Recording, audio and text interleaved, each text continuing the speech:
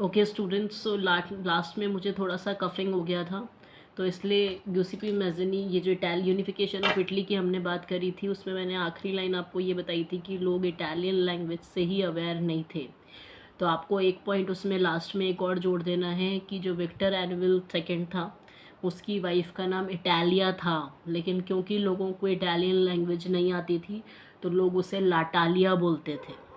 Okay, तो ये वाला थोड़ा सा मुझे कफिंग हो गया था, इसलिए मुझे वीडियो पॉज करना पड़ा। लेकिन मैं अपने नेक्स्ट वीडियो में आपको ये चीज़ बता रही हूँ कि आप लास्ट लाइन यही लिखेंगे कि विक्टर एनविल की वाइफ का नाम इटालिया था, लेकिन due to not having any knowledge, or you can say due to lack of knowledge in Italian language, okay, so people used to call her Latalia. Okay, तो आप ये चीज़ भी लिख सकते हैं। फाइन, अब हम चल रहे हैं हमारे नेक्स्ट क्वेश्चन पे, जिसे कहते हैं सिलेसिया वीवर्स का रिवॉल्ट। ओके, तो अब बेटा ये बात ध्यान रखिएगा कि ये जो पूरा फेज़ हुआ था यूनिफिकेशन का, कि देश धीरे धीरे यूनिफाइड हो रहे थे, अपनी आज़ादी के लिए लड़ रहे थे, उसी बीच में एक सिलेसिया में एक रिवॉल्ट भी हुआ था। वो रिवॉल्ट क्यों था? ठीक है, देखिए आपको एक चीज़ बता दूं मैं, रिवॉल्ट जो होता है वो बेसिकली क्या होता है, जब हम अपनी हायर अथॉरिटीज़ के ख़िलाफ़ अपनी आवाज़ उठाते हैं तो उसे रिवॉल्ट कहा जाता है।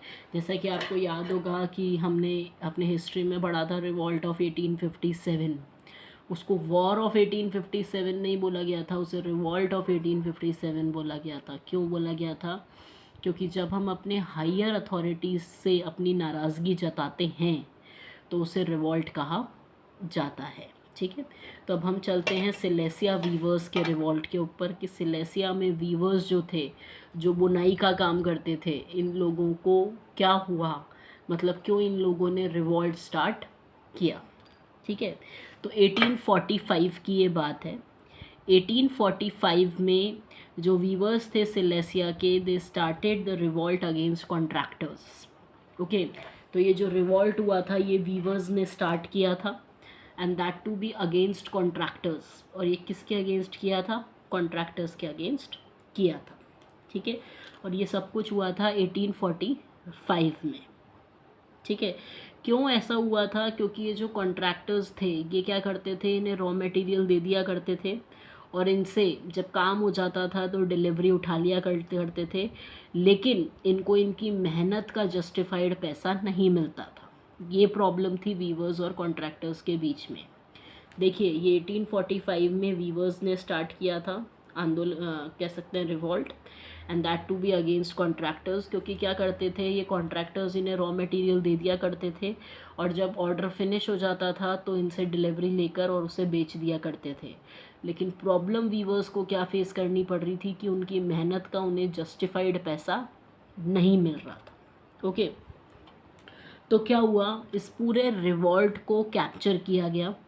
इस पूरे रिवॉल्ट की इन्फॉर्मेशन को रिकॉर्ड किया एक जर्नलिस्ट ने यहाँ के, और उस जर्नलिस्ट का नाम था विल्हेम वॉल्फ। ओके, तो इनका ध्यान रखें कि ये जो पूरा इंसिडेंट था इस पर सबका फोकस किसने डाला? एक जर्नलिस्ट ने, जिसका नाम था विल्हेम वॉल्फ। ओके, बात है 4 जून की दोपहर में 2 बजे की। ओके, तो 4 जून दोपहर 2 बजे क्या हुआ कि एक बहुत बड़ा क्राउड वीवर्स का, इन सब ने मार्च करना स्टार्ट किया towards the mention of contractors. मतलब ये लोग ने अपनी भीड़ इकट्ठी करी और ये लोग चल निकले बंगलोज़ की तरफ। किनके बंगलोज़ की तरफ? कॉन्ट्रैक्टर्स के बंगलों की तरफ। ये वहाँ पहुँचे, ये ऑलरेडी बहुत गुस्से में थे क्योंकि इनको इनकी मेहनत का पैसा नहीं मिल रहा था। तो इन्होंने क्या किया, आधे लोग तो गोडाउन घुस गए कि इनके रॉ मटेरियल को ही ख़राब कर देंगे, और आधे लोग इनके घरों में घुस गए, इनके घर की खिड़कियों के जो ग्लासेस वगैरह थे वो सब तोड़ फोड़ मचा दी। ओके, इस वजह से जो कॉन्ट्रैक्टर्स थे वो अपनी फैमिलीज़ के साथ उस समय भाग गए बगल वाले गाँव में। ठीक है, लेकिन ये लोग फिर वापस आए। ठीक है, और ये लोग कैसे आए? 24 घंटे बाद आए with the help of army. मतलब आर्मी को अपने साथ लेकर, आर्मी की मदद से ये लोग वापस आए। जैसे ही ये लोग वापस आए तो आर्मी और वीवर्स में बहुत बड़ा इनकाउंटर हुआ, और उस एनकाउंटर में 11 वीवर्स मारे गए। ओके, तो अगर आपसे बेटा सिलेसिया के रिवॉल्ट के बारे में पूछा जाता है तो सबसे पहले तो आप ये बताएंगे कि ये रिवॉल्ट जो था ये 1845 में हुआ था बिटवीन कॉन्ट्रैक्टर्स एंड वीवर्स, जो सिलाई बुनाई का काम करते हैं। और ऐसा क्यों हुआ था, क्योंकि जो ये वीवर्स कॉन्ट्रैक्टर्स थे ये इनसे रॉ मटेरियल इनको देकर इनसे डिलीवरी काम करवा के ले लिया करते थे, लेकिन इन्हें प्रॉपर जस्टिफाइड वेजेस नहीं दिया करते थे। इस सारे इंसिडेंट को यहाँ के एक जर्नलिस्ट विल्हेम वॉल्फ ने रिकॉर्ड किया और बात बताई 4 जून दोपहर में 2 बजे की कि ये सारे वीवर्स एक साथ एक ग्रुप बनाकर इनके मेंशंस की तरफ बढ़े। आधे लोग इनके गोडाउन में घुस गए, आधे लोग इनके घरों में घुस के तोड़फोड़ कर दी। घबराकर ये कॉन्ट्रैक्टर्स बगल वाले गांव में अपनी फैमिलीज़ के साथ भाग गए, लेकिन 24 घंटे बाद ये लोग आर्मी के साथ लौटे और उसके बाद एक एनकाउंटर हुआ बिटवीन वीवर्स एंड आर्मी, जिसमें 11 वीवर्स मारे गए। So this was all about the revolt of Silesia. तो बेटा आज हमने पढ़ा क्या क्या, एक हमने पढ़ा यूनिफिकेशन ऑफ इटली, एक हमने पढ़ा सिलेसिया रिवॉल्ट, एक हमने पढ़ा 39 कॉन्फेडरेशन का सिस्टम, और एक हमने पढ़ा लिबरल नेशनलिज्म आइडियोलॉजी।